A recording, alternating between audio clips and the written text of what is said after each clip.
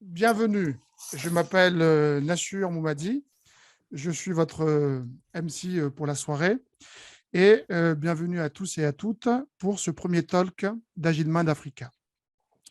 Ce premier talk porte sur un thème. S'il vous plaît, est-ce que quelqu'un peut couper le micro si jamais il y a un peu de bruit chez vous? Merci. Donc, nous démarrons cette première édition du premier talk d'Agile Mind Africa, dont le thème est Scrum Master d'élite, un Scrum Master pas comme les autres. Un Scrum Master ou une Scrum Master est responsable pour faire la promotion et être un support de Scrum tel qu'il a été défini dans le Scrum Guide. Donc, entre parenthèses, le Scrum Guide est le document de référence qui définit Scrum. Donc, rassurez-vous, pour ceux qui ne connaissent pas Scrum, qui ne connaissent pas le Scrum Master, je m'engage à ce que nous nous engageons à ce que, à la fin de cette heure, il n'y ait pas de secret pour vous à propos du Scrum et du Scrum Master. Donc, le Scrum, c'est la personne, la personne qui aide une organisation, donc une entreprise, une association, une entreprise publique, en tout cas, qui aide l'organisation à travailler sur un produit ou un service. Et donc, il aide cette organisation à comprendre Scrum selon ses principes et ses valeurs. Et les bénéfices d'avoir un Scrum Master sont divers. Améliorer le time to market, avoir une meilleure qualité du produit ou du service qui est développé, et enfin, développer l'autonomie de l'équipe et obtenir un meilleur engagement des équipes qui réalisent le produit.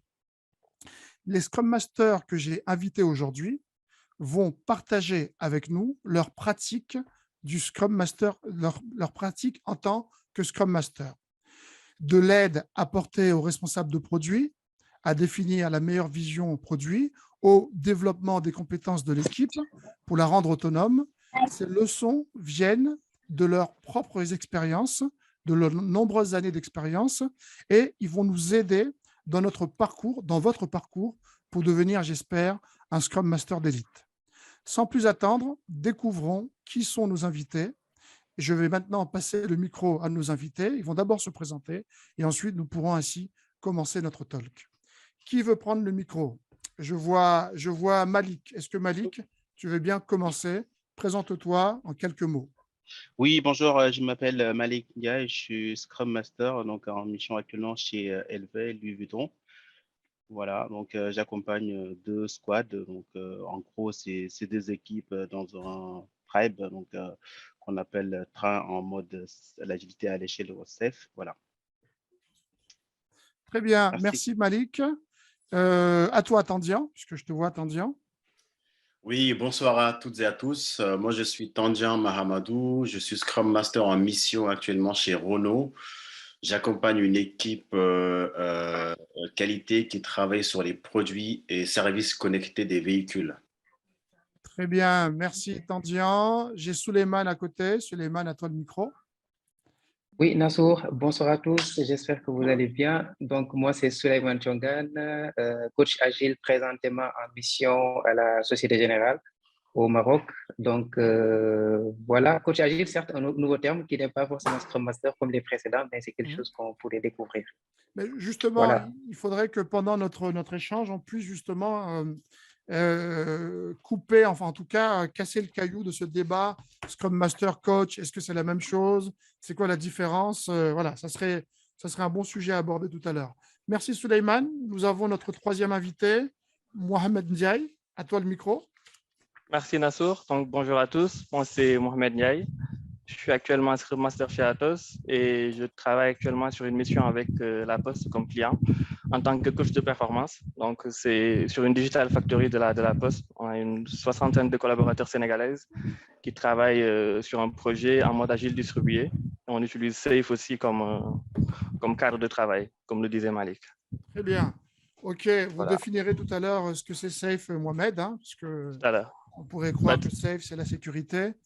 Donc, voilà, on abordera ce thème tout à l'heure. Merci, Mohamed.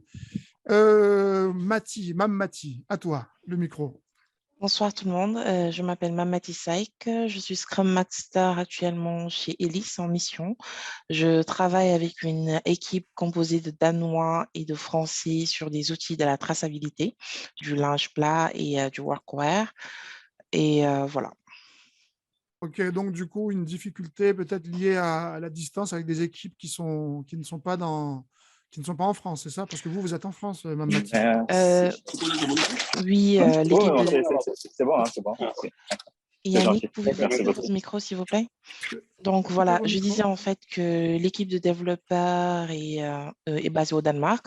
Ok. On a beaucoup de difficultés liées à des problèmes contractuels, politiques et de différences culturelles aussi. Mais bon, je pense qu'on en aura peut-être l'occasion d'en parler.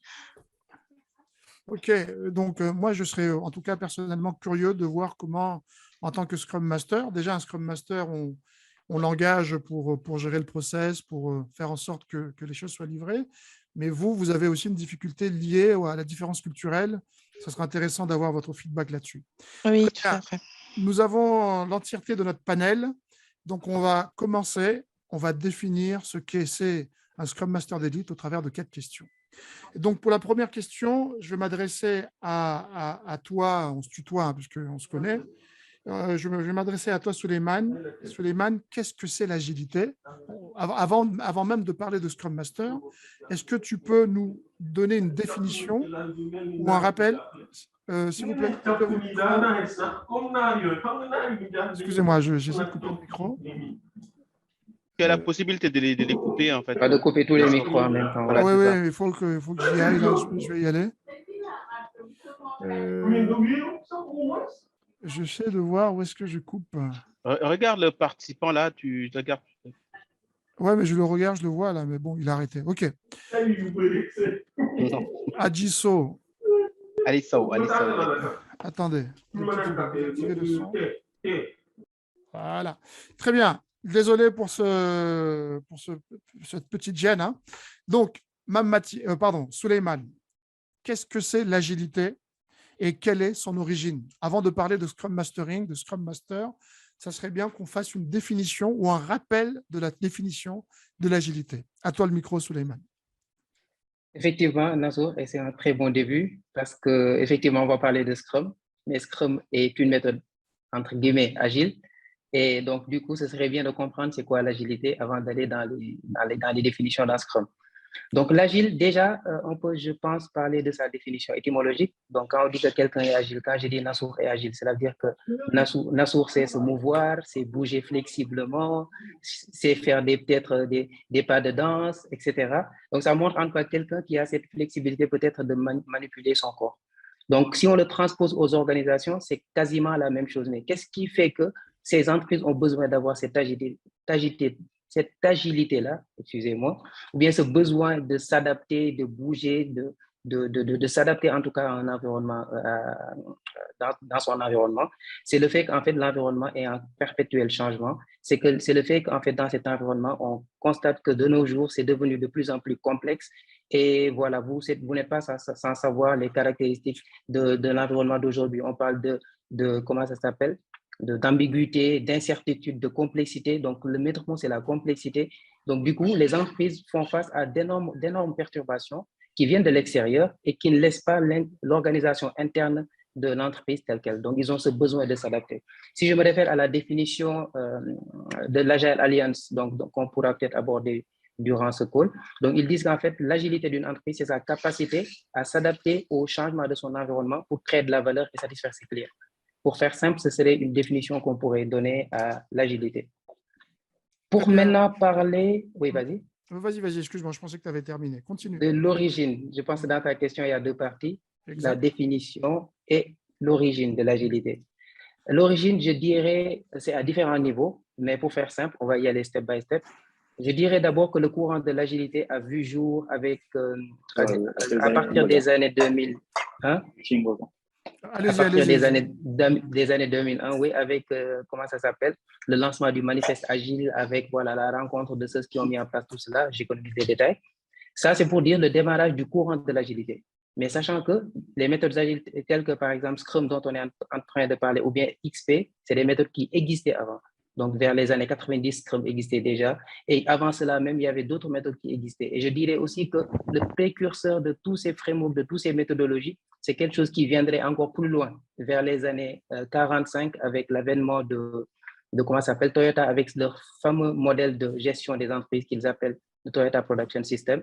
Donc, c'est quelque chose qui est, je peux dire, le soubassement ou bien le père fondateur de l'ensemble de ces principes et méthodes.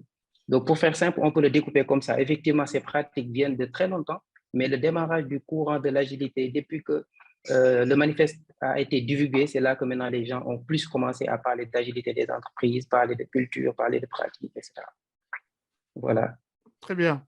Donc, ce que je retiens, c'est que tout à l'heure, quand tu définissais l'agilité, c'est quelque chose qui est apparu par nécessité, hein, parce que le monde, c'est ce que tu disais, est devenu complexe, est devenu incertain, le modèle VUCA.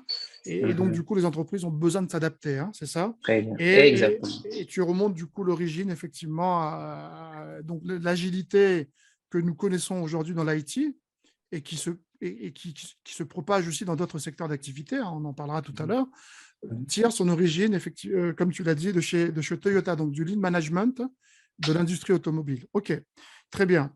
J'aimerais entendre Mohamed Ndiaye. Mohamed Ndiaye, quelle est ta définition et quel complément tu apporterais à la réponse que vient de nous faire Souleymane? D'accord. Bon, je pense que Souleymane, il a déjà tout dit. Mais ce que je rajouterais, c'est plutôt que l'agilité, pour moi, c'est un état d'esprit. Parce qu'il a parlé du besoin des organisations de bouger, de s'adapter à ce nouveau monde qui est incertain, qui est complexe. Mais aussi, concrètement, comment on le vit quand on est dans une entreprise, quand on est Scrum Master, quand on est développeur, quand on est Product Owner. Et moi, je pense que ceux qui vivent l'agilité, c'est ceux qui ont un état d'esprit qui est tout le temps en mode amélioration continue, on apprend, et qui sont aussi, qui embrassent l'échec, qui n'ont pas peur d'échouer, qui n'ont pas peur de tester des choses, et qui aussi sont toujours à l'écoute de feedback, parce qu'ils se disent, OK, voilà, nous, ce qu'on veut faire, c'est produire quelque chose qui a de la valeur, qui a de l'impact, et pour le faire, on va y aller peut-être step by step, on va tester des choses, on va s'améliorer, et cet état d'esprit-là, cette mentalité-là, que je dirais un état d'esprit d'agile, c'est ça qui fait des fois que l'organisation devient agile. Voilà, je rajouterai cette partie d'état d'esprit par rapport à la définition de Souleymane. Très bien. Donc, l'agilité est une nécessité parce que le monde change, ça je l'ai noté, de la part de Souleymane. Toi, tu as rajouté le côté mindset, mais j'ai une question que je poserai à vous quatre. Hein. Est-ce que le mindset, est-ce que le fait de dire que l'agilité est nécessaire parce que le monde est VUCA et qu'avec une pincée de mindset, ça suffit à changer les choses, est-ce que c'est suffisant pour assurer, pour justement, dans vos missions de transfo agile, est-ce que c'est suffisant ou pas? Est-ce que le mindset est suffisant? Est-ce que l'urgence de changer les choses est suffisant pour déployer une transformation agile chez vos clients? Alors, pour apporter ma petite réponse à la question. Merci, Tandian. Alors, évidemment que le mindset est très, très important parce que c'est vraiment l'élément qui conduit, c'est l'élément essentiel, en tout cas, de l'implémentation de l'agilité dans une équipe, dans une organisation, dans une entreprise. Mais effectivement, ça doit être accompagné aussi de moyens. C'est-à-dire, on va parler effectivement de mindset, mais les moyens sont aussi importants pour permettre à l'équipe d'avancer, de créer la valeur pour ses clients, et même d'adopter ce mindset-là. Parfois, on passe par les moyens pour pouvoir comprendre le fond. Je dirais que moi, dans ma mission aujourd'hui, concrètement, ce que j'ai fait, c'est que pour amener ce mindset-là dans l'organisation, j'ai été amené à former mes équipes sur la compréhension basique des fondamentaux de l'agilité. Et après, une formation ou encore même un accompagnement sur quelques semaines, ça ne suffit pas pour vraiment déployer tout ça au sein de l'équipe pour créer de la valeur pour le client. Il a fallu des outils, il a fallu des techniques, il a fallu beaucoup de persévérance personnelle pour des équipes pour pouvoir effectivement implémenter tout ceci. Donc, le mindset ne suffit pas. bien que ce soit un élément essentiel, important du puzzle, mais les moyens, les techniques, les outils sont aussi nécessaires pour que ça se fasse. Très bien. Donc, si je résume bien, nécessité, ensuite mindset et les moyens. Donc, Tandian, tu évoquais les moyens d'accompagner, de faire de la formation, des outils. Mais je reste quand même enfin, je reste quand même, comment dire, je cherche le mot.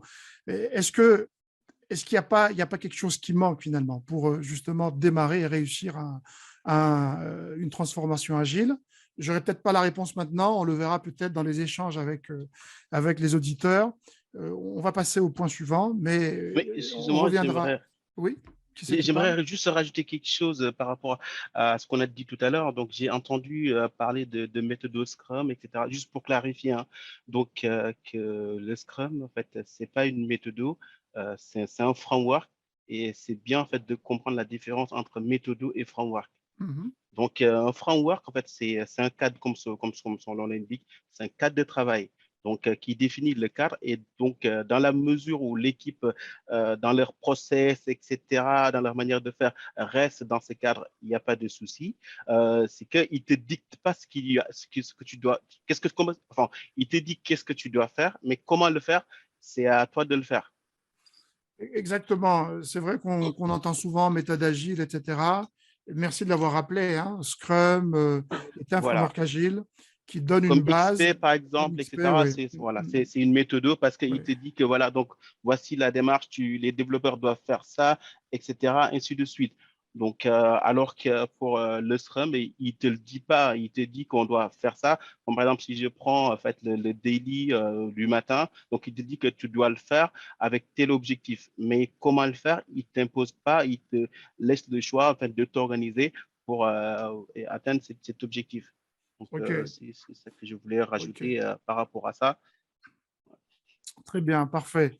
Je pense que le débat sur ce sujet, en tout cas cette première question, n'est pas terminée, mais on y reviendra, en tout cas j'y reviendrai pendant la phase questions-réponses avec les participants. Merci pour ce premier round-là, pour cette première question. Je vais passer à la deuxième question. Mais avant de passer à la deuxième question, j'aimerais juste définir le contexte de cette deuxième question. Aujourd'hui, l'agilité est un mouvement qui est en train d'acquérir une certaine maturité, en tout cas pour la partie équipe, hein, pour la partie coaching équipe. Et aujourd'hui, on sent une appétence, en tout cas un intérêt de l'agilité en Afrique francophone, notamment au Sénégal. C'est pour ça qu'on a fait le choix de faire un focus de ce sujet à destination des Sénégalais. D'accord. Et je me souviens d'un talk qu'avait animé Souleymane, hein, qui est parmi nous. C'était cet été, sur l'agilité, sur les métiers, en tout cas autour de l'agilité. Et il y avait des questions de la part des participants et participantes de comment on devient Scrum Master. Et là, cette deuxième question me permet de m'adresser à Tandian et tout à l'heure à Mme Matissek. Comment vous êtes devenu Scrum Master? Je vous la pose cette question à vous, puisqu'il me semble que vous n'aviez pas le passé classique, c'est-à-dire qu'aujourd'hui, la plupart des Scrum Masters étaient développeurs, lead tech, chefs de projet IT et par la force des choses deviennent Scrum Master.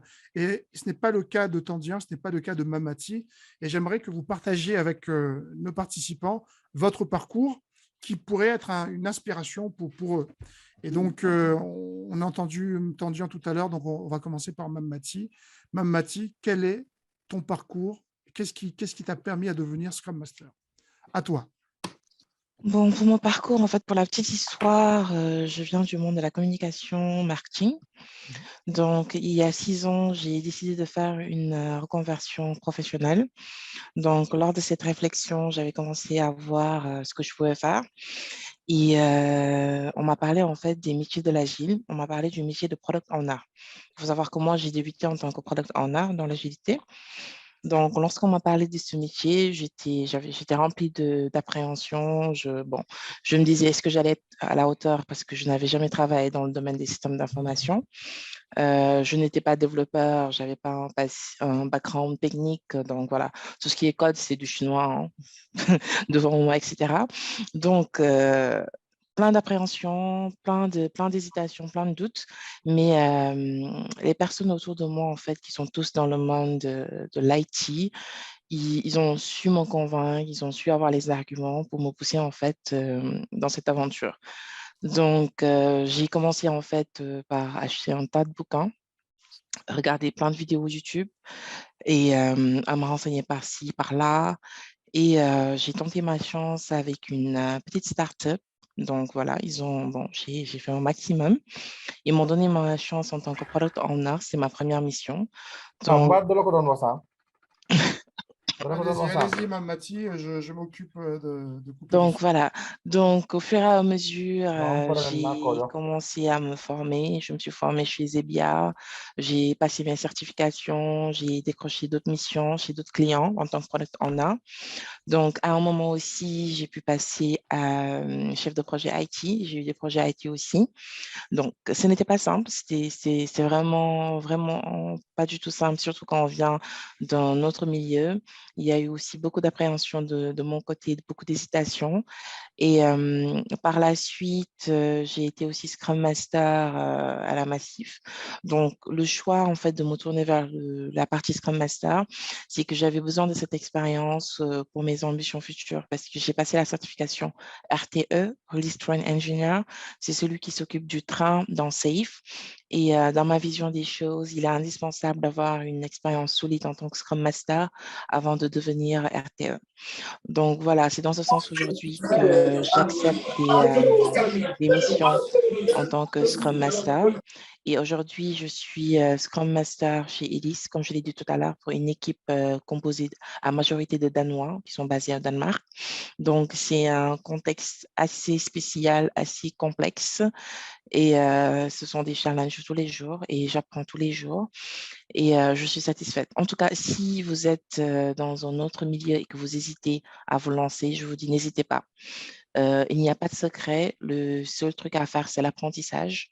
C'est vous former, c'est aller chercher l'information et toquer, pousser les portes afin d'avoir une chance d'avoir votre première expérience.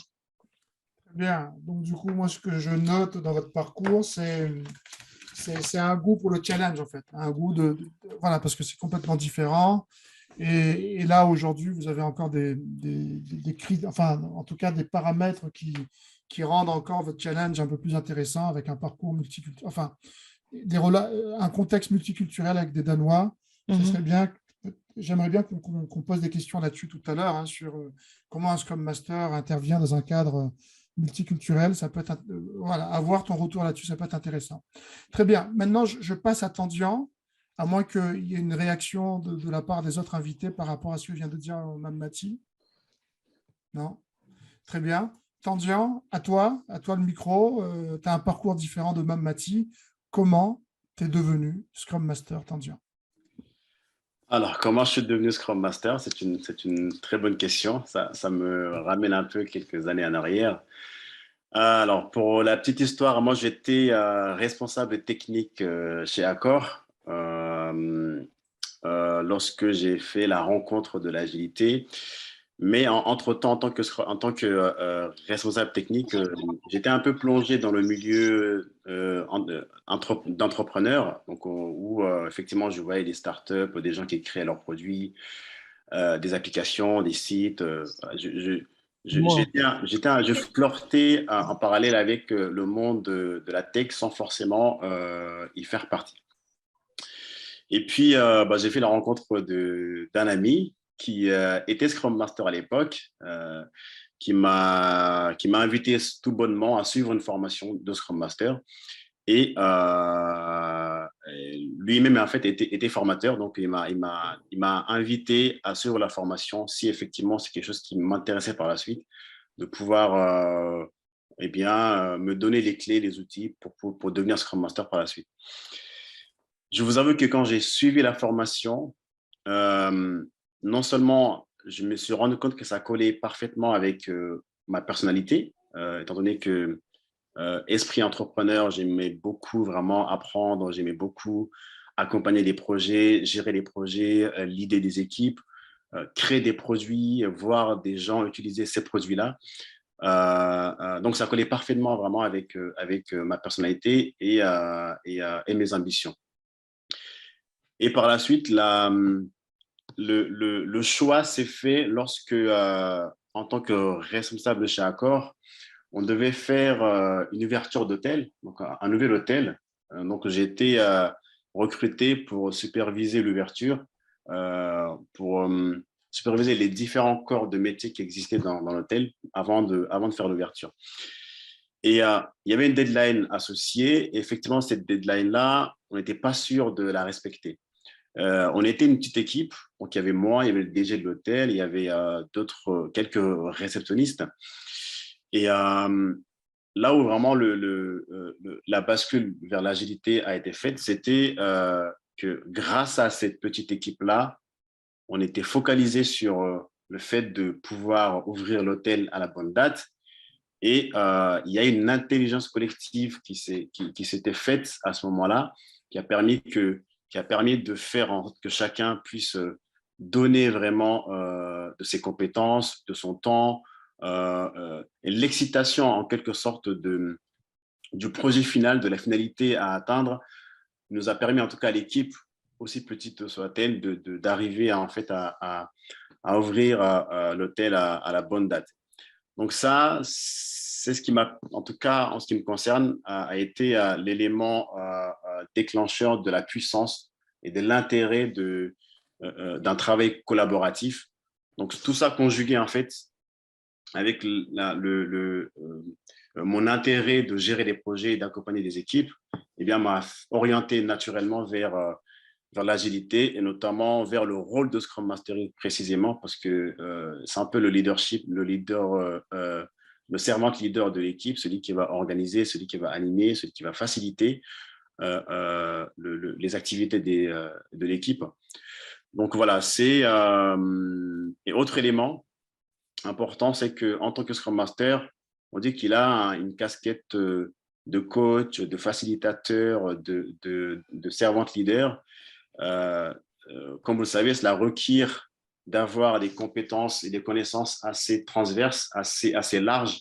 Ça va toucher à la psychologie humaine, ça va toucher à la sociologie, ça va toucher à de la communication, ça va toucher à du leadership. Donc, mon goût pour la connaissance m'a naturellement orienté également vers ce rôle-là qui est vraiment requiert d'avoir des connaissances assez larges, assez transverses. Donc, voilà pour la petite histoire, ce qui m'a amené à être Scrum Master aujourd'hui en mission chez Renault. Eh bien, merci Tandian. Avant de poursuivre, j'avais une question parce que ça m'a interpellé quand tu as dit que quand tu as eu la présentation pour la première fois de Scrum, ça a collé avec ta personnalité.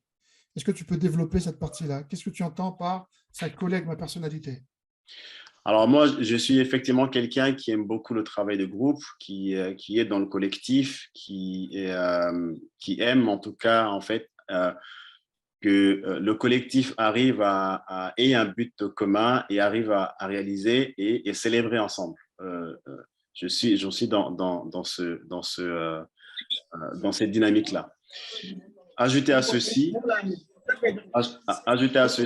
en tant que responsable technique chez Accor, effectivement, donc j'avais des équipes et naturellement,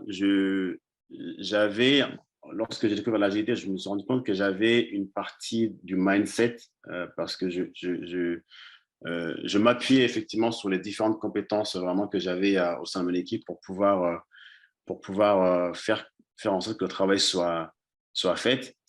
Et le fait d'être celui qui anime, celui qui facilite les activités, celui qui conduit l'équipe, notamment même dans mes activités sportives. Donc, je suis également dans cette dynamique-là. Donc, raison pour laquelle je dis ça collait parfaitement à qui je suis finalement. Donc, c'était une sorte de révélation, un dévoilement, une confirmation de ma personnalité. Très bien, merci. J'aime beaucoup ce retour.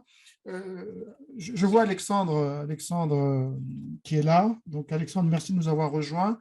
Et j'aimerais tout à l'heure, pendant la partie questions-réponses, que tu donnes un peu ton avis en tant que PST, hein, finalement, un Scrum Master avec les valeurs de Scrum, les principes de Scrum, les piliers de Scrum, voilà, comment il s'appuie sur ces choses-là, principes et valeurs, pour mieux accompagner ses équipes. Très bien. Tandian, donc du coup, Alexandre, il faudrait que tu restes jusqu'à la fin. Donc, Tandian, merci puisque tu m'as donné ma transition. Et là, je me tourne vers Malik. Malik, qui est Scrum Master chez Louis Vuitton. Je crois que ceux qui sont déjà dans les projets informatiques, dans l'IT, ou en tout cas qui tournent autour de ces projets, ils ont bien compris ce que c'est Scrum, ils ont une idée de ce que c'est l'agile, etc. D'accord? Mais peut-être que l'autre partie des participants, à ce stade-là de notre talk, ils ne savent toujours pas ce que c'est un Scrum Master et à quoi il sert. Okay, on a quand même des éléments. Hein.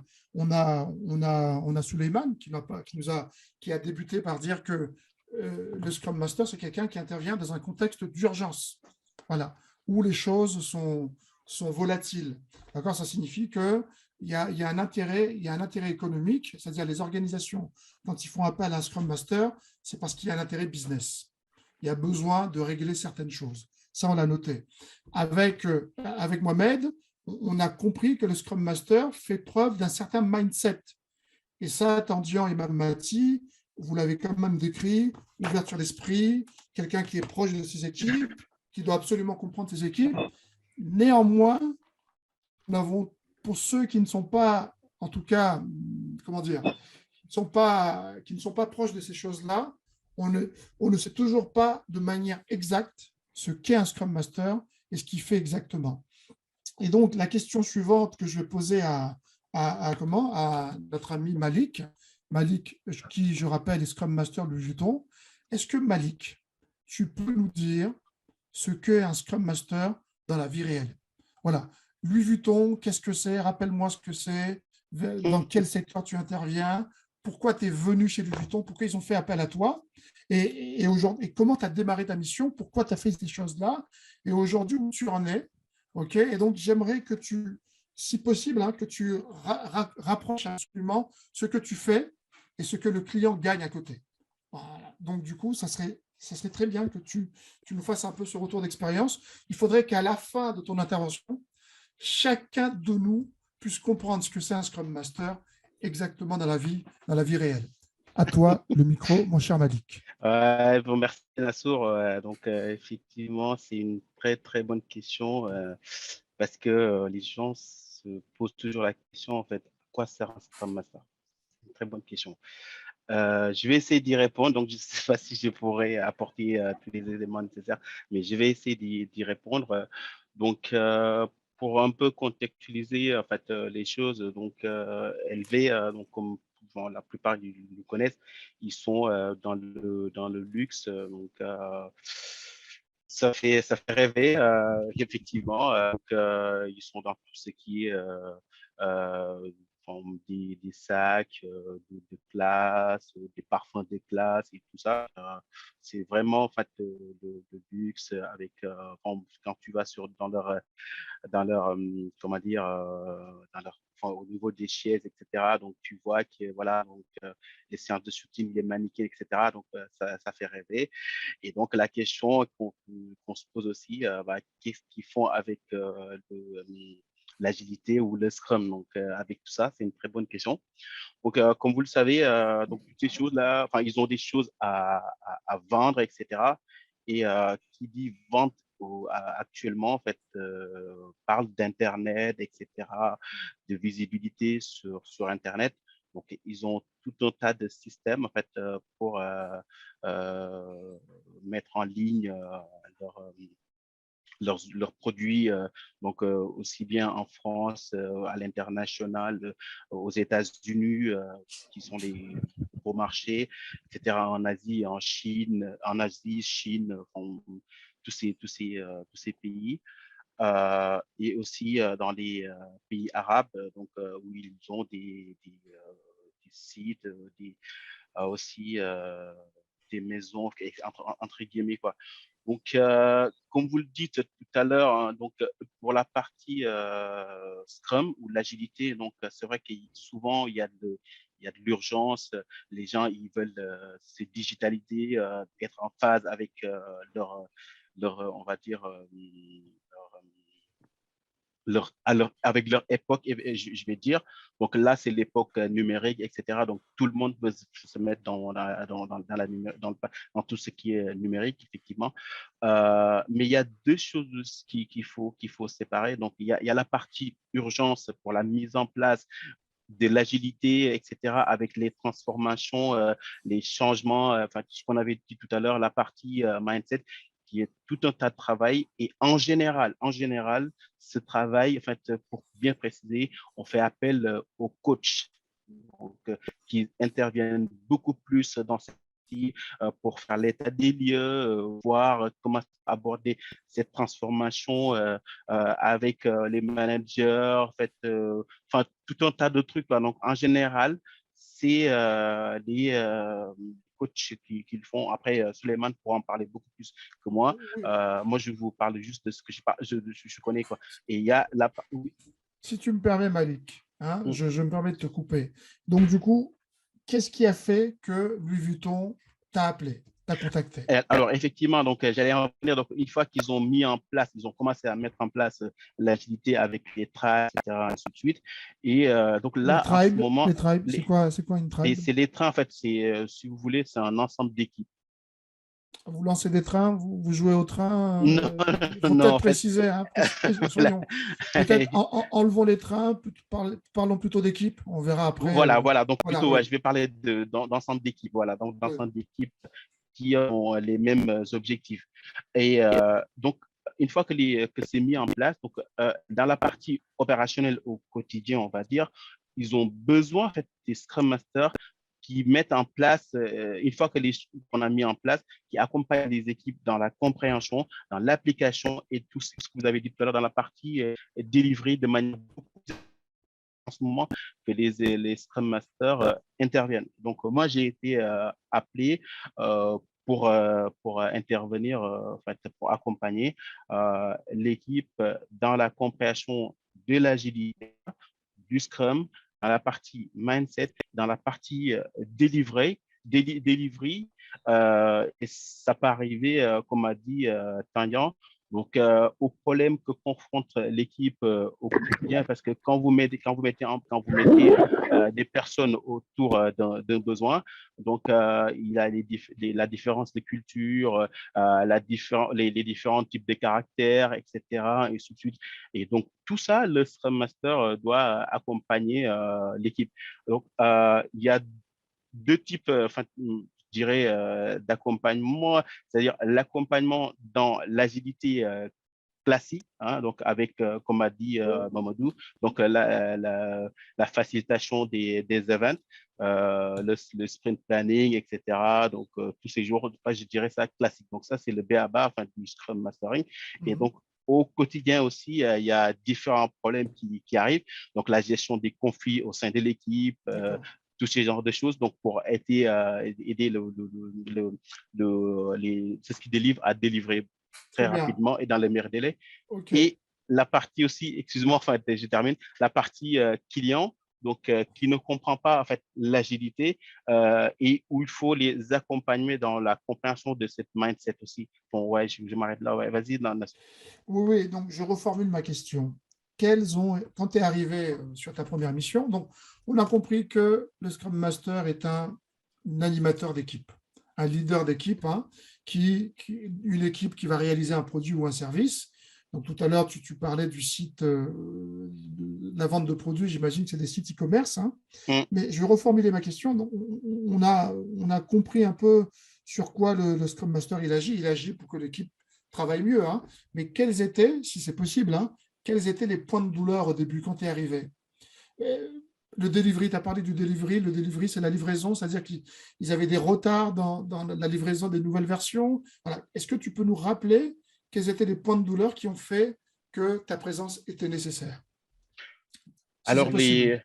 les points de douleur, en fait, déjà dans un premier temps, la partie mindset, parce que comme il quittait en fait, on va dire une méthode ou une façon de faire un peu de manière directive, donc à savoir en fait les PO ou les PPO, c'est en général des chefs de projet déguisés. Donc, c'est eux qui disent que voilà, donc toi, tu fais telle tâche, etc. Ouais, ça permet d'aller beaucoup plus vite et c'est en contradiction avec l'agilité. Et donc, ils voient ça comme un frein à la partie délivrée. Donc, ça, c'est toujours le cas. Donc, je suis en train de me battre. Donc, pour essayer de faire comprendre ça aux PO, PPO, que aussi qu'ils fassent comprendre ça au top management. Et ça, c'est une difficulté qu'on rencontre, que je rencontre et que je me bats pour ça. Très bien.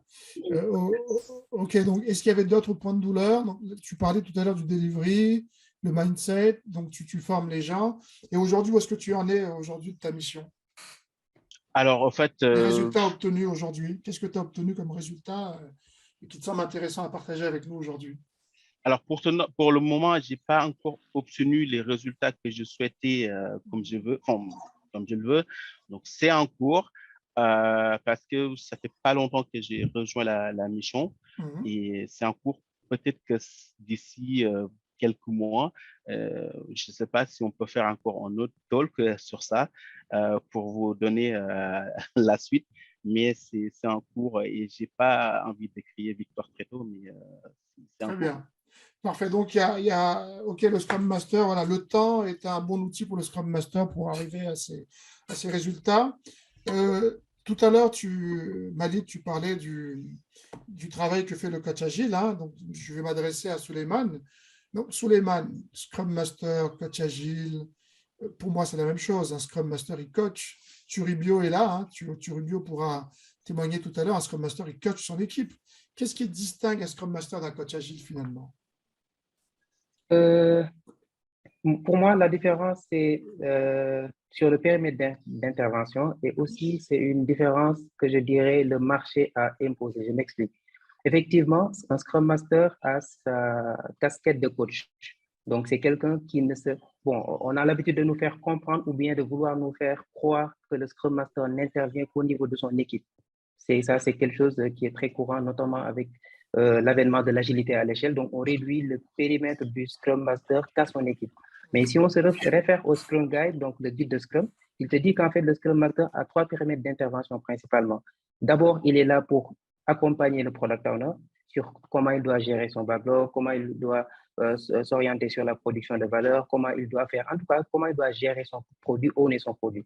Le Scrum Master doit accompagner effectivement donc, son équipe. Donc, il les sert en utilisant tout ce qui est méthode de facilitation. Merci à Malik tout à l'heure pour la rappel sur méthode. C'est pour cela que tout le temps je mets les guillemets.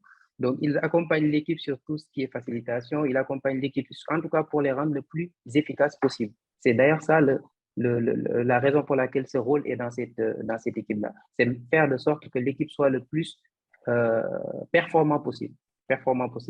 Et donc, du coup, le troisième niveau d'intervention du Scrum Master, c'est l'organisation. Donc, ça veut dire que le Scrum Master, d'après le Scrum Guide, est capable d'interagir avec le reste de l'organisation pour faire de sorte que l'écosystème soit agile et que l'équipe puisse être dans un écosystème agile.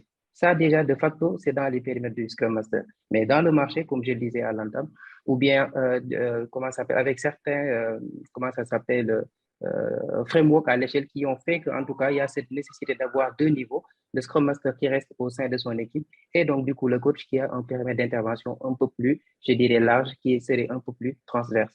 Et donc d'ailleurs, du coup, je vais faire un petit clin d'œil à Spotify. Quand ils ont mis en place leur fameux modèle Spotify, on l'appelle modèle, alors que même ceux qui l'ont mis en place disent qu'à la base, ce n'était pas un modèle. Je vais économiser les détails. Mais Spotify, ils ont éliminé le rôle de Scrum Master, ils l'ont appelé coach agile. Pourquoi? Quand tu leur poses la question pourquoi, ils te disent que parce qu'on pense que voilà, l'agile est supérieur à Scrum. Donc, du coup, avoir quelqu'un qui représente l'agile de manière globale nous est préférable qu'avoir un Scrum Master. D'ailleurs, dans un talk, il y a un coach, il faisait un peu l'allusion, il caricaturait un peu en disant, par exemple, que si quelqu'un est un Scrum Master, peut-être d'autres sont des Scrum Slaves. Donc, juste pour caricaturer un peu. Mais pour dire que voilà, le Scrum Master est un coach agile. Et un autre exemple que je peux donner qui est contextuel, qui est d'ailleurs là où je suis actuellement en mission, nous, là où on est, il y a des Scrum Masters, mais comme on travaille avec d'autres frameworks qui ne sont pas que du Scrum, on les appelle des Agile Masters. Donc, les Scrum Masters chez nous, actuellement, les équipes avec lesquelles on les appelle des Agile Masters parce qu'ils font plus que du Scrum. Ok, Voilà. très bien. C'est-à-dire qu'ils font plus que du Scrum, c'est-à-dire qu'ils vont au-delà de Scrum pour trouver les réponses par rapport aux problèmes organisationnels de leurs clients. C'est-à-dire qu'aujourd'hui, Ouais. un Scrum Master n'est pas seulement un master de Scrum, il doit aussi avoir des connaissances sur Kanban, sur Safe et d'autres frameworks. Hein, c'est ça, hein, tu essaies de Quand on dire. va parler du Scrum Master d'élite, peut-être que ce point reviendra. Très bien, parfait.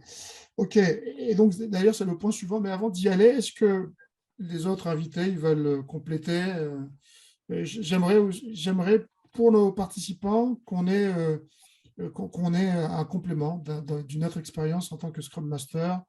Pourquoi vous êtes venu? Quels étaient les points de douleur? Voilà. Si tu veux, je peux partager le mien. Vas-y, Mamati. Bah, aujourd'hui, en fait, à Ellis, ils m'ont appelé parce qu'on a un contexte assez difficile, c'est-à-dire aujourd'hui, techniquement, on a Tu peux rappeler ce que fait Ellis rapidement? Très Ok, rapidement. Ellis est une société de services qui s'occupe de louer du linge et de s'occuper aussi du lavage du linge, du workwear pour les hôpitaux, les hôtels et voilà, sur les grandes chaînes hôtelières. Ok, Donc, très bien. moi, je travaille sur un outil, la traçabilité. En fait, on a mis des puces RFID au sein du linge plat et des vêtements. Et cette puce nous permet de faire l'inventaire et de tracer en fait le linge. Parce que dit comme ça, en fait, ça paraît petit, mais on perd énormément de linge entre les hôpitaux, les ambulances et nos usines. Et donc, on a cette obligation de retracer tout le parcours de ce linge pour le retrouver. Et en fait, c'est vraiment une part de la logistique.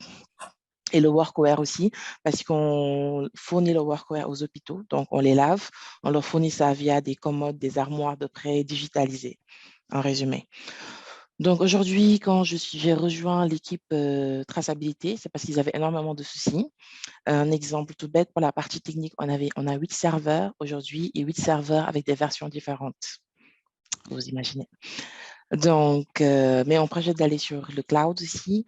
Donc, on avait aussi un autre souci qui est en fait, on ne produit pas. C'est-à-dire, en fait, on travaille, on consomme des heures. On a une équipe danoise qui nous coûte extrêmement cher, mais on ne va pas en production. Désolée. Parce que certains sont stressés, parce que l'équipe danoise est stressée. Donc, à la fin de chaque sprint, en fait, on se rend compte de l'avancement parce que tout ce qu'on produit, en fait, se limite aux environnements de dev et de test. On ne va pas en prod. L'équipe aussi était assez frustrée, énormément de frustration parce qu'il y avait une mésentente et la communication ne se passe pas bien entre le project IT management et les tech leads côté danois. Pardon. On a aussi une équipe avec des personnalités super sensibles. En fait, juste par un petit exemple, c'est-à-dire, j'envoie une réunion, je mets une personne en facultative, en fait, c'est une crise diplomatique que ça crée. Donc, juste pour en fait donner l'exemple de la sensibilité, on a en fait les PO qui appartiennent à la partie marketing, on a les Danois et on a aussi une partie technique en France, c'est-à-dire un architecte pour le Move to Cloud, le project IT management. Donc, on a 3 parties, une équipe qui est censée être une seule équipe, mais scindée en 3 parties où la communication ne se passe pas bien, où en fait on n'arrive pas à délivrer, où on a par exemple on n'avance pas techniquement aussi. Donc, quand je suis arrivée, j'ai pris 3 semaines. 3 semaines pour observer ce qui se passe, 3 semaines pour m'entretenir avec chaque membre de l'équipe, histoire de voir qu'est-ce qui se passe réellement de leur côté, quelles étaient leurs pensées, leurs besoins. Et après ces 3 semaines d'audit, j'ai produit un document en fait, que j'ai présenté à la DSI et des préconisations aussi par rapport au changement. Il faut noter en fait que mes préconisations ne sont pas limitées seulement aux changements liés à l'organisation Scrum, mais il y avait aussi des changements qui étaient nécessaires, comme par exemple récupérer le code source de l'applicatif. Parce qu'il faut savoir aujourd'hui, les Danois avec lesquels on travaille ne sont pas en fait des employés d'Elys, c'est une autre boîte, mais c'est assez compliqué d'expliquer. Donc, le code source de notre application n'était pas en fait basé chez Elys. Donc, j'ai demandé à ce qu'on rapatrie le code source, qu'on ramène le Bitbucket chez Elys. Il y a toute une partie contractuelle que j'ai dû en fait négocier avec l'autre partie, ce qui n'entre pas dans mon rôle de Scrum Master. Mais dans ce cas du client, en fait, personne ne le fait. Donc, si je veux avancer en fait dans le projet, je suis obligée de faire plein de choses à la fois à côté parce qu'en fait, justement, personne ne prend ces sujets et donc ça empêche mon équipe d'avancer. Et comme je suis en capacité de le faire, j'avance là-dessus et Elise me laisse largement, en fait, comment dirais-je, Elise me laisse faire, en fait. Ils m'ont largement donné patte blanche pour essayer de régler tous ces petits soucis à côté. Il y avait aussi, en fait, le move to cloud qui était une nécessité parce qu'aujourd'hui, on ne peut pas se limiter à avoir 8 serveurs de versions différentes. Ce n'est pas possible avec tous nos clients parce qu'on a des clients en fait dans toute l'Europe, Europe du Nord et Europe du Sud. Donc, le move to cloud, quand je suis arrivée, était déjà étudié, mais en fait, ça prenait du temps. Donc, j'ai insisté et poussé sur le service. Et j'ai demandé aussi à la DSI, en fait, d'accepter le projet pour qu'on puisse passer en microservice. Bon, d'autres choses à côté. Mais juste pour vous dire, en fait, qu'aujourd'hui, en tant que Scrum Master... 45 secondes, Mamie. Oui, voilà. En tant que Scrum Master, j'ai beaucoup de conflits à régler, beaucoup de méthodes à changer. Et aujourd'hui, on commence à trouver un tout petit peu notre équilibre. Les choses commencent à changer. Et c'est parce que aussi l'équipe, avec mon arrivée, ils se sont automotivés encore plus parce que voilà, je suis une personne de punchy, donc je les pousse en fait. Je les pousse vraiment, je ne laisse personne respirer. Et l'objectif, en fait, c'est qu'en fin décembre, on puisse avancer dans le Move to Cloud. Voilà. Excellent, excellent. Donc, du coup, moi, ce que je retiens, c'est qu'il faut avoir un mindset quoi, qui est ouvert vers les solutions. Hein. Donc, tu l'as décrit, un Scrum Master, il arrive. Les difficultés que toi, tu as observées, c'est pas d'avancement. Il y avait des heures qui étaient dépensées, mais à la fin, il n'y a rien à livrer. Enfin, le client n'avait rien à tester puisque les gens travaillaient sur des sujets d'environnement et développement. Et là, tu définis la définition d'un sprint. Un sprint, c'est fait. Un sprint, hein, c'est un moment où l'équipe prend pour réaliser quelque chose qui est done. Et ça j'aime bien. Et donc, du coup, donc, on comprend, en tout cas, pour ceux qui ne savaient toujours pas ce que c'était un Scrum Master, c'est quelqu'un qui vient régler des problèmes pour faire en sorte que le client puisse gagner sa vie, tout simplement, que le client gagne de l'argent. D'accord? Et très souvent, les difficultés qu'on voit, c'est soit technique, organisationnel et surtout mindset. Tu en as parlé tout à l'heure et tu apportes cet élément-là. Très bien. Et juste avant de terminer, je tenais aussi à faire savoir aux gens que lorsqu'on vient pour changer les choses, on a en fait une armée de personnes devant nous qui n'est pas prête pour le changement. Donc, c'est-à-dire qu'il faut avoir ce mindset, il faut être prêt psychologiquement. C'est-à-dire qu'au moins, il y a des jours où je me tape toute la journée des crises de personnes hypersensibles ou des crises d'ego, ou que je suis obligée de gérer avec mon mindset parce que les gens ne sont pas prêts pour changer. Et en fait, au début, ils vont vous voir comme un ennemi parce que vous changez la manière de faire, vous pointez ce qui n'allait pas et vous proposez d'autres méthodes. Donc, il faut être très, très, très patient avec ces gens. Ouais, oui, tu es sur une mission qui est très, très dure hein, quand même. OK, très bien. Il nous manque quelques minutes, hein, donc on va passer à la dernière question. Donc, le Scrum Master, il est utile. Il est utile pour son organisation, il est utile pour délivrer de la valeur, délivrer des choses qui fonctionnent. Tout ça, le seul objectif, c'est que l'entreprise continue à vivre. Que l'entreprise continue à vivre, à payer ses salaires, ses salariés, et que l'entreprise continue à innover, créer, améliorer ses produits et ses services. Maintenant, la dernière question que je vais vous poser, qu'est-ce qui fait qu'un Scrum Master est un Scrum Master d'élite? Qu'est-ce qui le distingue des autres? Je vais commencer par toi, mon cher Mohamed. Mohamed Ndiaye. Yes. Alors, merci Nassour. La question, elle est très, très compliquée, mais je vais essayer d'y répondre. Et je pense que pour moi, le Scrum Master d'élite, pour le détecter, il faut voir quand il n'est pas là, qu'est-ce qui se passe dans son équipe. Quand il est absent, quand il est en vacances.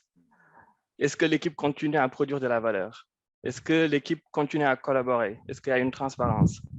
Est-ce que toutes les valeurs de Scrum, on les retrouve dans l'équipe quand il n'est pas là? Et pour moi, le Scrum Master d'élite, c'est celui qui est là en tant que servant leader, qui est là pour coacher. Et même tout à l'heure, j'entends beaucoup la notion de coaching. Et je pense que c'est super important peut-être de préciser que voilà, ce n'est pas quelqu'un qui est là pour faire la consultance, ce n'est pas quelqu'un qui est là pour faire que des formations, c'est plutôt quelqu'un qui est peut-être là pour aider aux équipes de trouver leur potentiel eux-mêmes, sans pour tout le temps être celui qui va apporter les solutions, les réponses aux questions. Donc pour moi, celui qui est un bon Scrum Master, le Scrum Master d'élite, il ne sert à rien. C'est-à-dire, quand il n'est pas là, tout se passe bien. On a une équipe transparente, une équipe qui communique, qui est focalisée sur la notion on va produire de la valeur, parce que c'est quelque chose que des fois on oublie, à savoir, on est là des fois pour livrer un produit. OK, mais est-ce que ce produit apporte de la valeur? Est-ce qu'on sait le mesurer? Est-ce qu'on sait qu'est-ce que ça apporte comme valeur?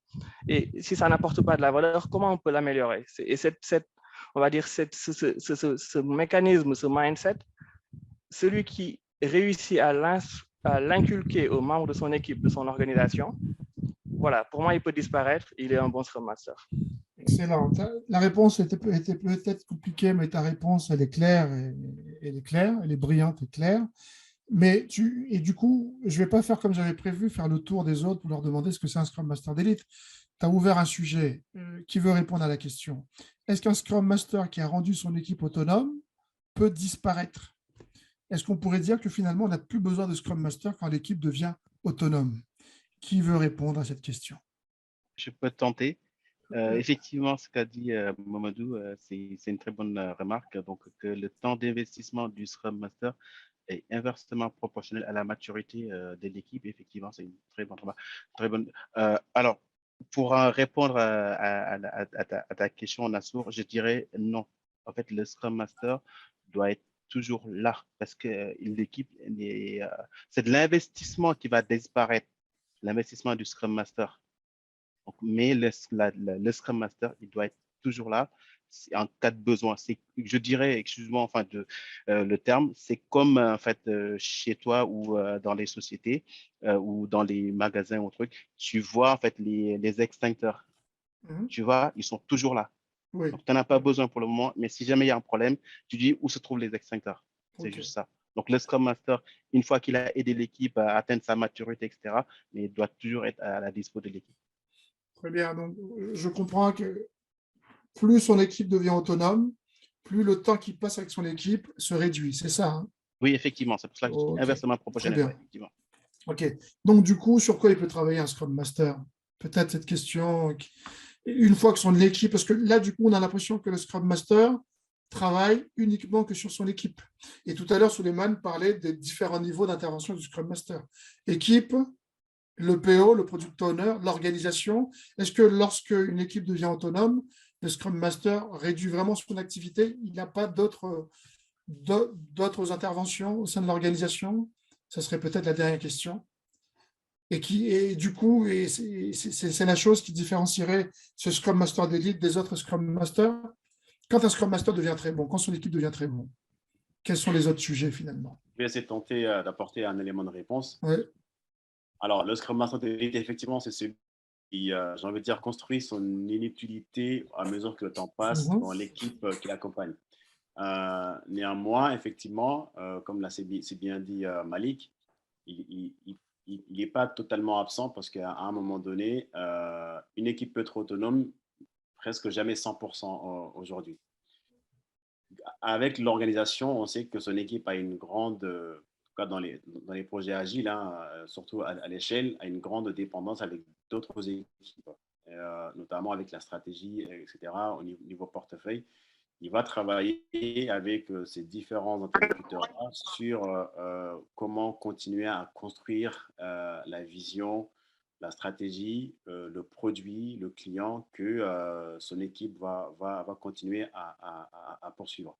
Et dans un autre sens, il sera là aussi du côté du PO pour que ce dernier ait une vision de plus en plus claire, de plus en plus, en tout cas, affinée de ce qu'il va donner à l'équipe de développement de développer. Très bien. Tu as fini, Zanzian? Yes. Ok, très bien. Je peux rajouter un truc? Oui, bien sûr. Ouais, c'est très rapidement. Malik et ensuite Souleymane et on va clôturer. Je vais être rapide, quoi. Donc, oui. ouais, une fois qu'il a bien avancé avec son équipe, il peut prendre son bâton de pèlerin pour aller évangéliser la partie agilité au niveau top management. Exactement. Qui bloque où les choses sérieuses se décident donc pour qu'il puisse déléguer les décisions au niveau, on va dire, locaux, en fait, au niveau des équipes, pour qu'ils puissent aller beaucoup plus rapidement dans l'exécution de leur travail. Je maintiens. Effectivement. Souleymane, tu voulais compléter et après, je ferai la Oui, conclusion. je voulais rajouter effectivement quelque chose là-dessus. Tout d'abord, la réponse de Mohamed que je trouve effectivement wavissime, c'est top. Donc, quand il dit qu'effectivement le Scrum Master doit travailler à ne pas avoir ce lien de dépendance avec les personnes avec qui il travaille, c'est-à-dire ceux qui l'accompagnent, quelque chose que j'approuve totalement. Et d'ailleurs, quand il fait cela, il utilise un tout petit peu ce qu'on appelle sa casquette de coach. Et par définition, le coach, c'est quelqu'un qui il n'est pas là comme on pourrait l'appeler problème solver, c'est lui qui règle les problèmes. Dès qu'il y a un problème qui pop out, c'est lui qui saute dessus et qui le règle lui-même. Non, c'est lui qui est capable d'accompagner les gens de sorte qu'eux-mêmes, dans l'avenir, ils seront dans les dispositions pour trouver les réponses à leurs problématiques. On donne d'habitude la métaphore du miroir. On dit un miroir ou une miroir? Une miroir. Excusez-moi. Exactement, un miroir plutôt. Donc, on donne d'habitude la métaphore du miroir, c'est ça? Ça sonne bizarre dans ma tête, par contre. Donc, du coup, pour dire quoi, aujourd'hui, si je vois par exemple Nassour, au lieu de venir dire à Nassour, il y a ça qui ne fonctionne pas chez toi, il y a ça qui ne fonctionne pas chez toi, il y a ça qui ne fonctionne pas chez toi, il y a une méthode plus simple. C'est de faire de sorte que Nassour prenne conscience de ses problèmes et du danger que ça peut avoir, peut-être pour lui ou qu'importe. Donc, tu lui tends la miroir. Il regarde par lui-même. Là, il est aligné pour aller vers ce changement parce qu'il est convaincu et à partir de là, lui-même, il est engagé pour prendre des solutions qui permettent de faire le changement. Donc ça, je trouve déjà que c'est topissime. Maintenant, revenant sur ce qu'a rajouté Malik, que j'ai bien apprécié aussi, c'est-à-dire l'autonomie. Quand on parle d'autonomie du Scrum Master, on se poserait la question de c'est quoi l'autonomie? Est-ce que l'autonomie, c'est quand on est dans du full agile, c'est-à-dire on est 100% agile, on produit de la valeur après chaque sprint, nos releases, on fait une release après chaque sprint, c'est-à-dire le somme de l'agilité, de ma petite expérience, et les transformations agiles dans les organisations, comment ça se passe? Je ne l'ai jamais vu. Je ne dirais pas que ça n'existe pas, mais je ne l'ai jamais vu parce que c'est des choses qui prennent du temps. Donc, atteindre cette full autonomie, cette full agile-là, l'état full agile, c'est quelque chose qui est difficilement, je pense, atteignable. Parce que toujours, tu verras des effets de bord parce que vous allez avoir des petites équipes agiles qui sont dans un grand écosystème, d'habitude des entreprises traditionnelles, qui existent des fois depuis 1900, à l'image de là où je suis actuellement. Donc, des entreprises vraiment traditionnelles. Et donc, vous allez voir que pour interagir avec le reste de l'entreprise, il y a forcément besoin d'intervention de quelqu'un qui s'y connaît dans l'agilité, coach ou Scrum Master, whatever, pour essayer de voir comment solutionner tout cela. Et même si vous réussissez à faire ces changements, vous allez vous rendre compte que le changement, ça ne s'implémente pas, ça ne s'ancre pas tout d'un coup. C'est d'ailleurs la raison pour laquelle le Scrum Master a une autre casquette qu'on appelle le Change Agent, donc agent du changement. Donc, il accompagne le changement parce que le changement, je peux venir dire à Nassour, OK, tu dois changer le col de ta cheville. J'espère qu'on ne dit pas la colle, by the way. Il le change, mais après quelque temps, il peut revert, il peut retourner sur l'état d'avant. Et donc, du coup, l'agent du changement a des moyens, a des techniques, a des méthodes, a des moyens en tout cas, de faire de sorte que ces changements soient ancrés dans l'organisation. C'est ce que je voulais rajouter. Merci pour ce complément. Merci à tous d'avoir éclairé nos participants sur ce beau métier qui est Scrum Master. Maintenant, nous allons passer aux questions. Et du coup, il y a Mamie. Mamie, tu es là? Mamie, est-ce que tu peux activer ton micro? Oui, je suis là. Très bien. Comment on procède? Est-ce qu'on laisse les personnes poser des questions s'ils sont encore là ou c'est toi qui les lis? Sur ça, je peux lire déjà les questions qui sont au niveau de la file de discussion. Très bien. Hyacinthe, on arrive. On te donnera le micro tout à l'heure. Est-ce que la première question qu'il a posée?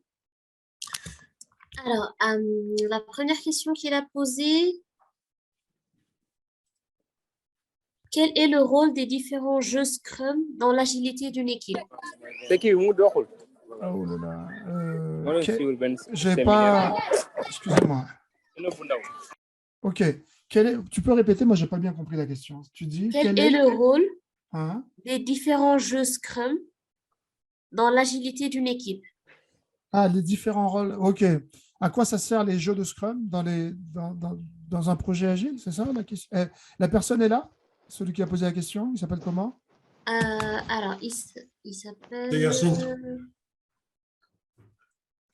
Hyacinthe qui a posé. Voilà, il est connecté. Hyacinthe, tu peux reformuler peut-être pour être bien sûr qu'on a compris à l'oral? Oui. Bon, en tout cas, merci à tout le panel, à tous les panélistes. J'ai beaucoup apprécié ce premier talk. Je regretterais de n'avoir pas participé, d'avoir pas suivi. Merci. Ma question, c'est j'entends parler hein, des jeux Scrum, des jeux agiles. Maintenant, qu'est-ce que ça apporte concrètement? Parce que je n'ai pas encore eu l'occasion de jouer à ces jeux et de voir ce que, en tant que Scrum Master ou coach agile, vous avez déjà eu à avoir des sessions de jeux tel qu'on le décrit. Il suffit d'aller sur le net ou bien de faire des recherches sur Scrum, vous allez voir qu'il y a des jeux qui animent l'équipe. Maintenant, leur intérêt, c'est quoi finalement? Très bien, la question elle est très claire. Merci Hyacinthe, elle est très très claire. Qui veut répondre à cette question? Je peux essayer de répondre. Oui. Alors, je dirais que les jeux agiles, c'est quelque chose qu'utilisent les agilistes pour faire passer des concepts de manière simple à un public qui peut-être au début n'est pas encore aguerri ou converti. Je donne un exemple tout simple. On parle souvent dans l'agilité de la notion de faire les choses step by step et d'avoir des feedbacks et de tester au fur et à mesure. Il y a un des jeux, par exemple, qui s'appelle le Marshmallow Challenge, où on donne, par exemple, à une équipe voilà, des gens qui ne se connaissent pas, on leur donne 20 spaghettis, on leur donne un bonbon, on leur dit, OK, essayez de faire le tour le plus élevé. Et on l'a essayé la semaine dernière, par exemple. On était en présentiel dans un événement safe. Et du coup, on s'est rendu compte que l'équipe qui a réalisé le challenge, en tout cas qui a eu la tour la plus haute, c'est l'équipe qui testait au fur et à mesure. C'est-à-dire, voilà, ils ont essayé des choses, ils ont testé. Et au fur et à mesure qu'ils ont testé, ils sont adaptés, ils ont réussi à créer une tour juste avec 20 spaghettis. Alors que d'autres équipes, ils ont tout fait. D'un seul coup, au moment de tester, c'est-à-dire quand on a dit « OK, c'est bon, le temps est écoulé », ils ont essayé de mettre le bonbon. Donc, le but du jeu, c'est que le bonbon il tienne sur la figure ou, je ne sais pas, pyramide ou quelque chose qui a été construit avec ces spaghettis. Et bien, il y en a qui ont découvert que, OK, au moment de tester, tout s'effondre. Voilà. Et là, en faisant ce petit jeu, on peut faire passer quelques messages de manière ludique sur la notion de tester, la notion de feedback, la notion d'empirisme, la notion et même la collaboration dans l'équipe. Comment on échange, les interactions. C'est un exemple, mais il y en a tant d'autres qu'on utilise dans les rétros, par exemple. Les rétrospectives, c'est le moment où les équipes Scrum se réunissent pour voir qu'est-ce qui s'est bien passé sur l'équipe, sur on va dire, le dernier sprint, qu'est-ce qui s'est mal passé, qu'est-ce qu'on peut améliorer. Et même dans ces rétros, on utilise quelques jeux comme je sais pas, quelques idées M&M's rétrospectives, où voilà, il y en a pas mal.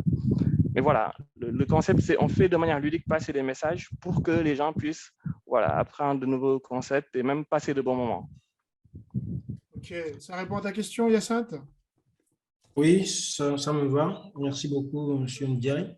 Merci Ndiaye.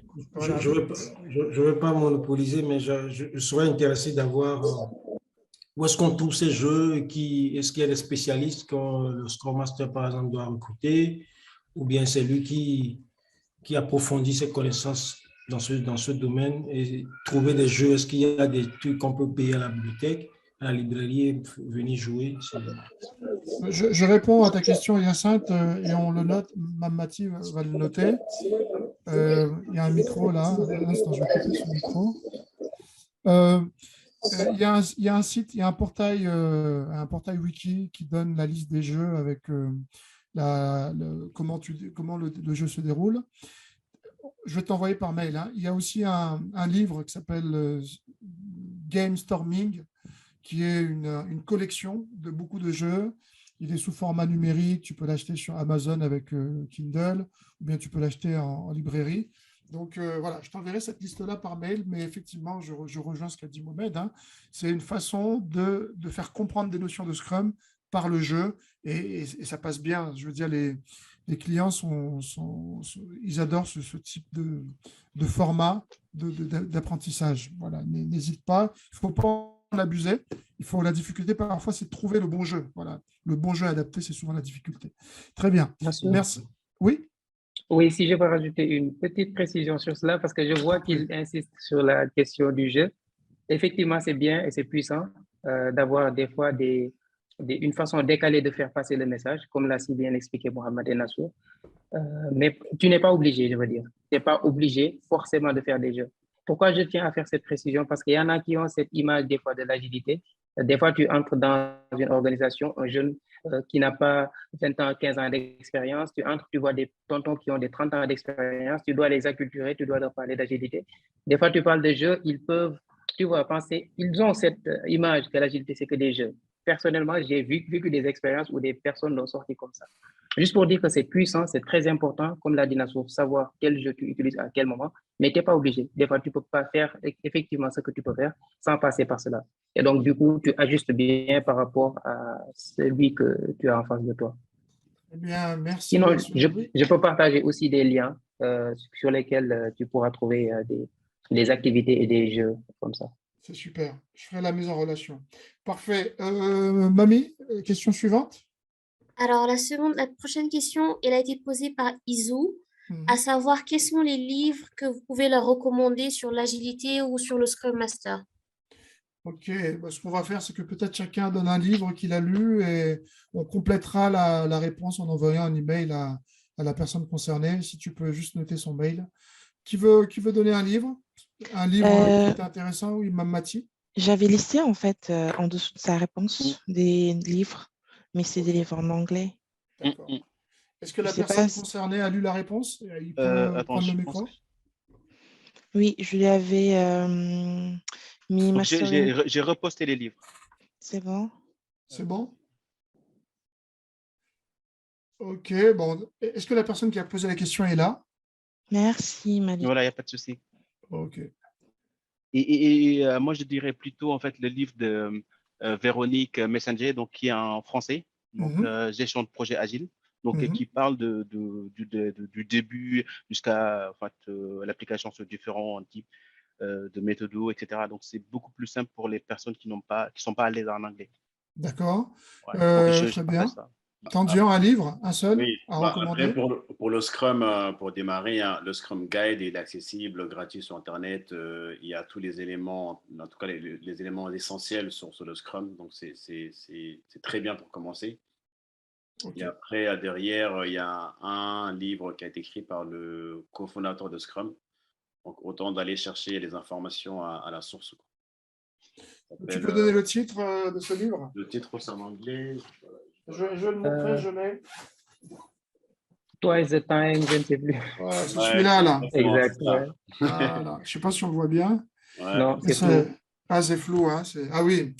Oui, mais en tout cas, effectivement, c'est The Art of Doing Twice the Work. Enfin, on enverra les références. Voilà. Très bien. Effectivement, c'est un super livre.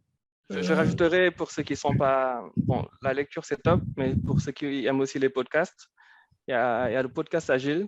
Je ne sais pas si vous connaissez, de Léo Davis, que je trouve très bien, qui est sur iTunes, qui est sur Android. Donc, vous pouvez écouter qui va vous parler beaucoup sur l'agilité, sur 5-10 minutes. Et c'est, voilà, en temps masqué, vous pouvez l'écouter aussi.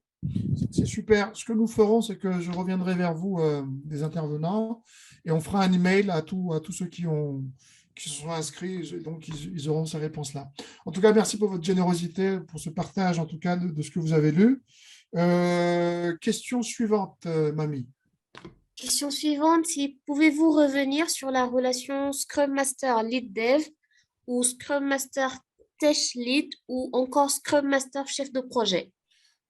C'est Babacar qui a posé cette question par hasard? Non, c'est une question de Ngorsek. Est-ce qu'il est là, Ngorsek? Il est là, Ngorsek. Qui veut répondre à la question? Ça peut intéresser d'autres personnes, mais rapidement, en quelques secondes. Alors, rapidement, je vais pouvoir répondre. Rapidement, le Scrum Master, il est là pour s'assurer que l'équipe applique l'agilité selon le principe au Scrum. Le PO, c'est la personne qui a la vision produit, qui va effectivement traduire les besoins clients, les besoins opérationnels en ce qu'on appelle des user stories pour que les développeurs puissent arriver à développer. Et puis, l'équipe de développement est là pour transformer quelque part ces demandes, ces spécifications en des fonctionnalités, en des produits pour l'utilisateur final. Très bien, merci Tandian.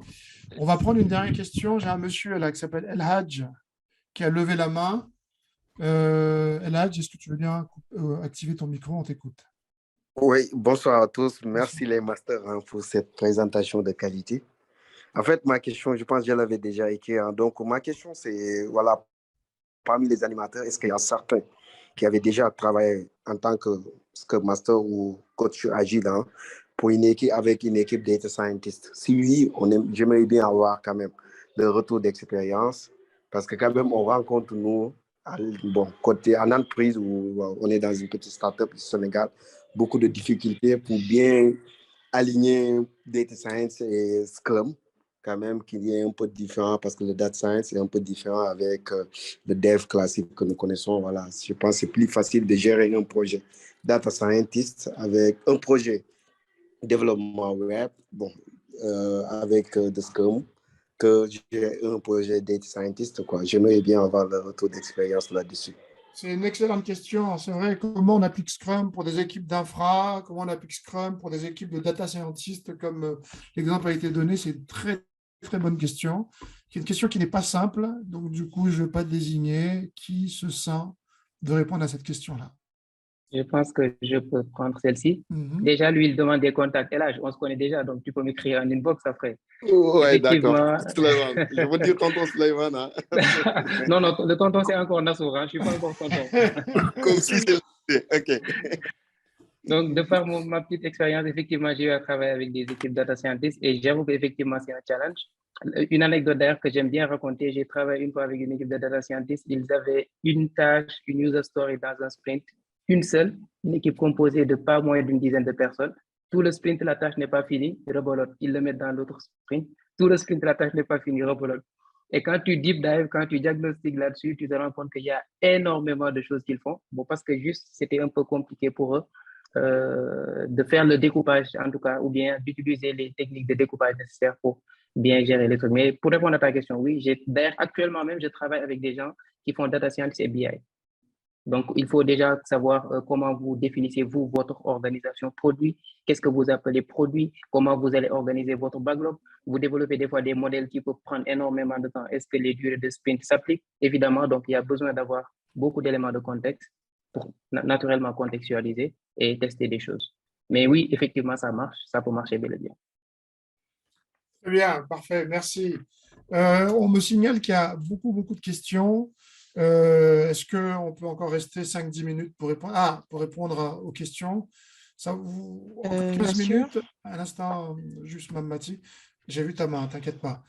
15 minutes, c'est bon pour vous, les intervenants, encore, pour répondre au reste des questions? Peut-être pas toutes, hein, mais quelques-unes qui restent. Tu payes combien? Ok, pour moi.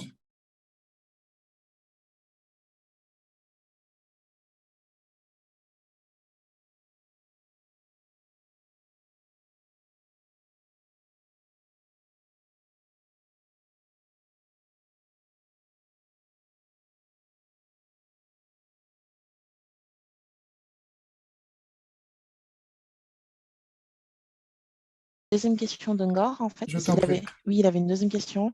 Ungor demandait en fait comment je faisais en tant que product owner pour prioriser le backlog, vu que je n'étais pas technique. Ungor, il faut savoir que le rôle du product owner, c'est de prendre en fait les besoins du client. Allô? Oui, je t'en prie. Ah, ok. Donc, c'est de prendre en fait les besoins du client. Et les besoins du client, quand il arrive chez le product owner, c'est pas de la technique du tout. Le client a un besoin que moi, je traduis dans mon backlog et que je priorise en fonction des priorités métiers. Donc, il n'y avait aucun rapport en fait avec le fait que je ne sois pas développeur ou développeuse. Je comprenais tout à fait en fait le besoin du client quand il s'agissait en fait d'augmenter ou de créer telle ou telle fonctionnalité. Après, toute la partie technique, elle est gérée en fait par le lead dev et les développeurs. Oui, donc effectivement, le PO, lui, il s'attache à la valeur qui va être créée, donc c'est ce qui est important. Et vous avez des ateliers, des outils qui permettent de prioriser, qui permettent de définir la valeur des items que vous voulez développer. Il y a des ateliers qui permettent de prioriser ce qui est à développer en premier, notamment by a feature. Voilà, on note ça, on complétera notre réponse par mail dès la semaine prochaine. Merci, Mamati. Je vois une question. Quelle société pour l'entreprise avec les Agile Masters? Je crois qu'il manque un mot. La question, c'était pour Suleiman. C'est Babacar qui a posé la question. Est-ce que Babacar, tu es là? J'avais déjà répondu par texte. Tu avais déjà répondu. OK. Il avait vu la réponse.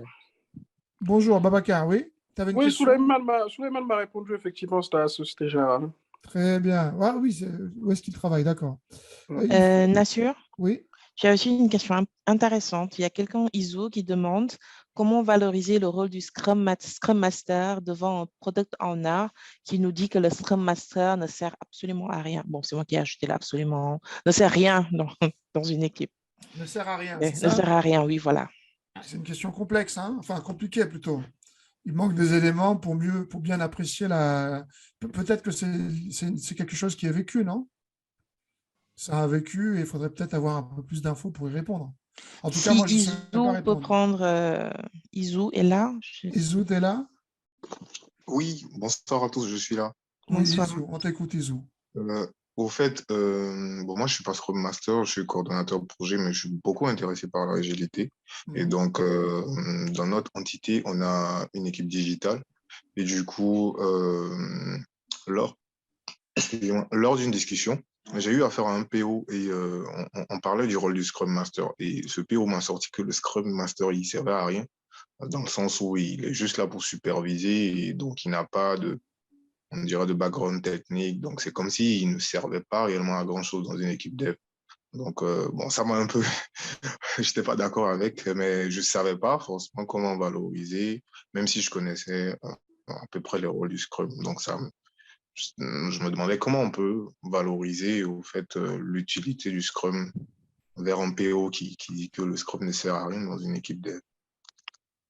Très bonne question. Alors, qui veut répondre à cette question? Mme Mathis, tu étais partante, on dirait. Non, je Quelqu'un laisse d'autre, les autres répondre. Qui veut répondre à cette question? Tandian, Mohamed, Alors, moi, Malik. C'est pas vraiment une réponse, mais je serais dans un questionnement au PO. Il faudra en fait chercher à comprendre pourquoi il dit ça. Il doit forcément avoir une expérience qui l'amène à considérer, à avoir tel argument. Donc, il faudra effectivement connaître concrètement, réellement le contexte dans lequel le PO travaille, qu'est-ce qui l'amène à dire cela. Et il a peut-être raison par rapport à ce qu'il a vécu. Et sur la base de ces éléments-là, on pourra effectivement lui donner d'autres éléments sur le Scrum, sur l'agilité de manière générale, sur le rôle du Scrum Master. Mais il n'y a pas de réponse toute faite à cette question parce que c'est assez complexe et ça demande beaucoup de contexte. Oui, j'aime beaucoup ta réponse. Effectivement, il faut se renseigner auprès du concerné pour pourquoi il le dit. Peut-être que c'est une expérience difficile qu'il a vécue et à partir des éléments qu'il apportera, il est possible de rebondir et de réexpliquer, redéfinir un peu ce que c'est Scrum et le rôle du Scrum Master. Moi, j'avais peut-être une question pour Izu. Est-ce qu'après ce talk d'aujourd'hui, s'il te repose la même question, tu aurais plus d'éléments? Oui, bien sûr. Exactement. Donc, le challenge, il est pour toi, c'est après ce talk, voilà, essaie comme tu as mieux compris le rôle, on t'a parlé de coaching, on t'a parlé de mindset, on t'a parlé d'agilité, on t'a donné des livres. Peut-être que tu peux aller sur ça et essayer de voir comment répondre à cette question. Mais je pense que voilà, ça peut être une posture aussi. Très bien, merci Mohamed pour le complément. Il y a beaucoup de questions certainement, mais on va prendre une dernière question qui soit significative. Mami, est-ce que tu peux... Alors, en tant que Scrum Master, quelles sont les perspectives d'avancement de carrière qui s'offrent à lui? La plupart des Scrum Masters deviennent des coachs agiles, hein, naturellement. Mais coach agile, je vais compléter, hein, il y a des personnes qui deviennent coach agile, mais qui font un focus sur l'organisationnel. On a aussi des coachs agiles avec un focus sur le produit. Donc, c'est des personnes plutôt portées qui vont être très utiles sur le cadrage des projets et ensuite vont définir un passage d'une organisation en mode projet en mode produit, qui vont peut-être être focus sur les KPI, sur les valeurs que livrent les produits. Donc, c'est des personnes qui sont très portées sur la valeur qui est apportée aux utilisateurs. Ma connaissance, hein, on a des coachs aussi plutôt techniques, des coachs DevOps aussi. Donc, tout dépend de ton background de base. Hein. Ceux qui viennent de la technique finissent par devenir plutôt des coachs DevOps, Cloud. ceux qui viennent d'autres métiers, RH ou business, deviennent plutôt des coachs organisationnels. Et après, les personnes qui ont fait peut-être du dev, mais avec une appétence pour le produit, deviennent des coachs produits. En tout cas, c'est ce que moi j'observe là où, enfin, c'est mon observation personnelle. Si les autres veulent compléter, allez-y.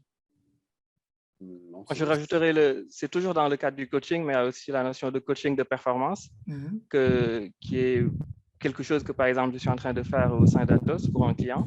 Et c'est... Ton micro fait un bruit, Mohamed. Oui, c'est peut-être le ventilateur.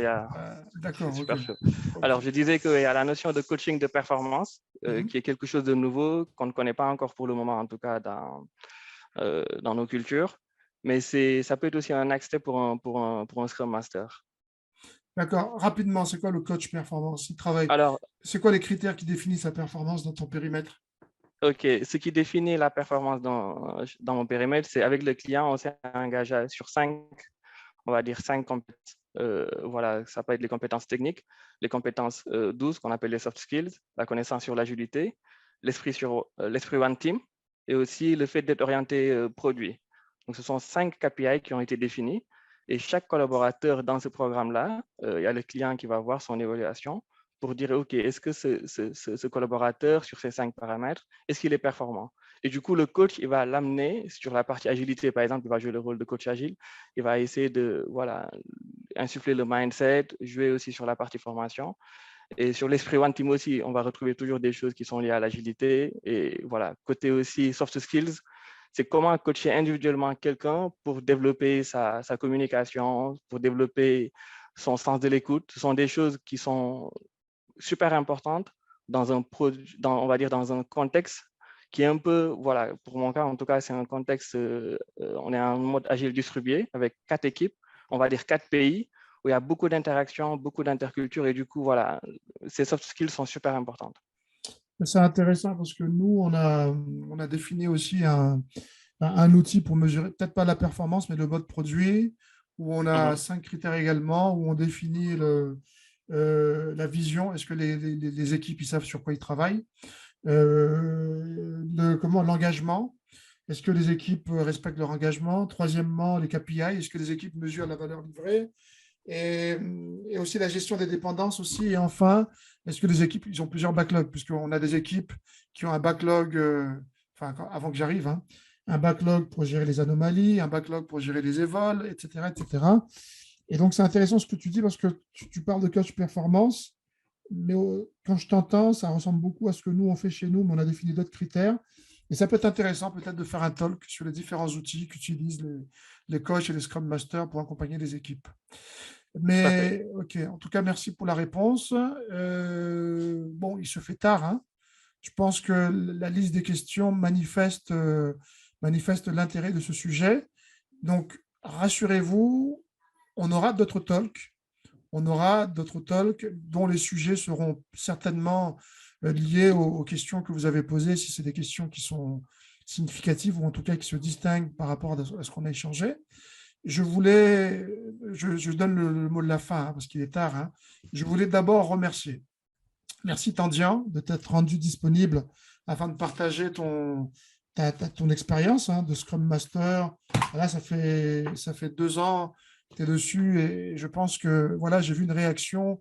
Il y a quelqu'un qui a dit Tandian, ça ressemble à ce que moi j'ai vécu, donc ça c'est très bien. Merci Mme Matissek. Hein. Je pense qu'on a senti on travaille ensemble, Mme Mati. Donc, tu travailles dans un environnement qui est très toxique, mais on ne l'a pas senti du tout. On ne l'a pas senti, tu ne l'as pas fait paraître. Ce que tu as mis en avant, c'est ce mindset tourné vers la solution. Moi, j'aime ça. En tout cas, c'est très bien. Mohamed, merci aussi. Hein. Les autres te remercient sur la pertinence que tu as apportée parfois à certaines choses. Hein. Enfin, la question que tu as donnée sur comment, et ça, c'est intéressant, comment un Scrum Master sait qu'il est bon. Mais c'est quand il n'est pas là, les choses continuent l'équilibre est maintenu. L'équilibre est maintenu parce que l'équipe a atteint une autonomie, parce que certainement le Scrum Master a travaillé sur le développement des compétences de l'équipe.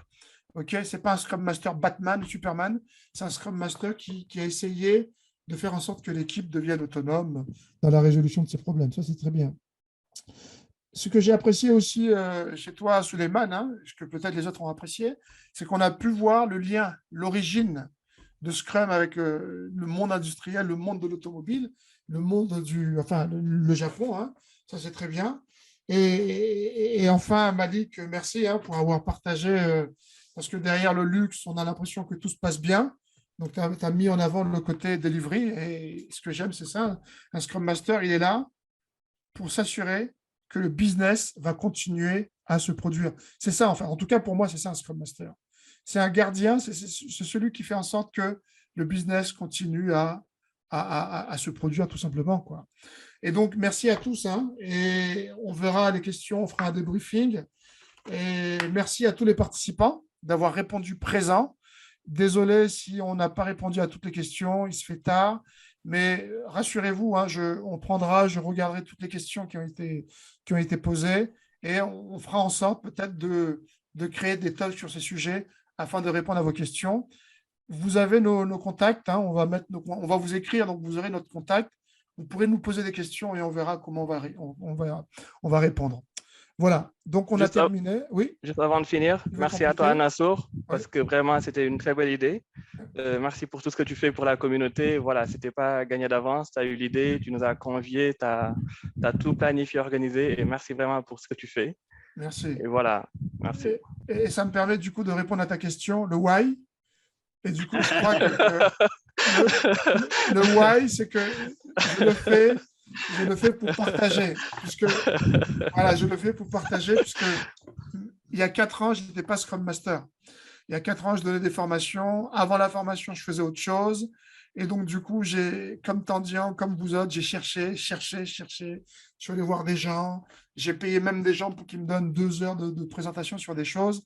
Et donc, effectivement, le partage de ce que je sais, de ce que je comprends, de ce que vous savez, c'est quelque chose qui m'anime. Donc, le why, c'est ça. C'est partager ce que nous savons pour aider les autres à mieux travailler, tout simplement. Et donc, je crois que j'ai enfin le why. Tu as ton premier why, je suis d'accord. Je rejoins Mohamed. Merci, Nassour. Hein. Merci. Je vous en prie. Et c'est vraiment un leader, voilà. J'essaye. Mais j'aimerais que tout le monde allume leur caméra. On va se dire au revoir. Bien, allumez vos caméras. Place, allez. Allumez vos caméras. C'est pas tout le monde qui va vouloir allumer sa caméra à cette heure. Si. C'est pas grave, les gars. Si, tous mes amis les dames. Super. Allumez vos caméras. Les gars. Super, en plus, vous êtes tous beaux. Donc, allumez vos caméras. Allez, encore 5 secondes. C'est super, ça arrive. Merci à tous. Merci pour ceux qui jouent le jeu. Souleymane Ndiaye, ta caméra, s'il te plaît. Hein, les autres, le maquillage, le temps de se maquiller. Le temps de se maquiller, très bien. Donc, à 3, c'est pas grave. À 3, on se dit au revoir. 1, 2, 3. Au revoir. Bonne soirée. Merci à tous. Merci à tous. Merci tout le monde. Au revoir. Bye. Au revoir.